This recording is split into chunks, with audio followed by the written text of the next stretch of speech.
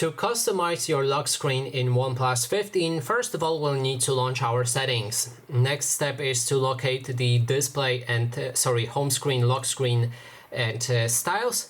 Then click on the first style that you will see on the top right here. That way you'll be able to find your lock screen. Make sure it's selected like that, and there's plenty of things that we can do. First thing is the icons on the left and right. You can click on those icons and switch those shortcuts between different options. By default, I had the digital assistant from Google on the left and the camera on the right. So instead we're gonna go for the torch on the right, and here I want the camera. Next thing that we can do is click on our clock. Then we can customize this clock with different fonts, different styles, and etc. So you can also enable or disable additional info like the weather or even steps.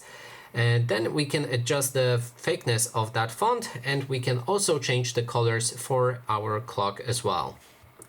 Then there's also a style.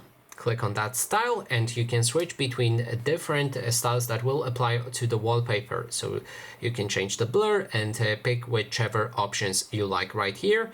And finally, you can click on wallpaper to switch between different wallpaper images, or you can go for the ones from your camera, from your gallery as well, to pick a custom wallpaper.